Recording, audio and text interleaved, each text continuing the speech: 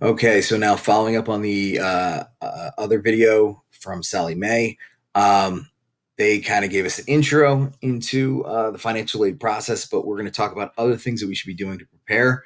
Now, in the road to preparing to pay for something as big as college, it's got to start early with savings, and that savings can be in just a normal passbook savings account, which is going to have very low interest rates. But there's also vehicles called 529s, which is a college saving or an educational saving account. It has some tax benefits for any dividend or capital gain that you earn in the account is going to be earned tax free so long as all the funds in the account get paid out for educational purposes. Now, the educational purposes are pretty broad, so it covers a lot of things. We don't want to have too much in there because actually, too much in a 529 can hurt us in the financial aid process. So, we're going to talk a little bit more percentages when we do a video later, probably next week, talking specifically about 529s. Now, like we said before, we want to talk about getting scholarships or grants or state aid. Now, that's free money as far as we don't have to pay back scholarships. We don't have to pay back grants. Grants are needs based and scholarships are merit based. All right. There are so many scholarships out there that go under the radar. So we're going to have to do a very thorough search to see what we can apply for. Now, one way we can start the process here is we're going to we're going to fill out a FAFSA. So that's the free application for federal student aid.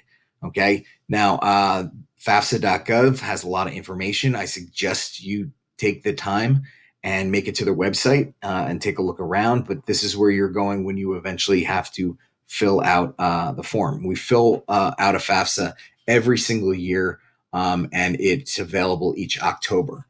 Make sure that you're one of the first in lines because the funds can run out. Okay, it's a first come first serve basis. So get there early and make sure that you get what you qualify for. Okay, there's going to be a lot of tax data, so your parents are going to need to get involved in this. And I mean, your parents might do some of the filling out, and I think it's going to be in their best interest. They're going to want to be all over this to qualify for whatever to get whatever you can qualify for. All right, now when we get into federal student aid, they're going to come in a couple of areas. So grants, again, that's free money that doesn't need to be paid back. Your student loan, which will need to be paid back plus interest. Now, these are subsidized student loans, so they carry a lower interest rate. And many of these don't start, the interest doesn't start accruing until after you graduate. There are other loans which, unfortunately, the interest starts to accrue sooner, and you may actually have to start making payments while you are in school. All right. Now, work study is another program. It's you apply through the FAFSA program to see what you can qualify for, and this is going to be on campus work where you're going to get paid for doing certain jobs. I did a number of these jobs when I was in school. It doesn't pay well, but it was very flexible as far as I could fit it into my class schedule where I could work to get a little extra income. Now, you're eventually going to get an award letter, which is going to explain in detail all the things that you qualify for. And if you receive award letters from multiple colleges, you're going to want to take some time and sit and compare and contrast to see which one is the best for you.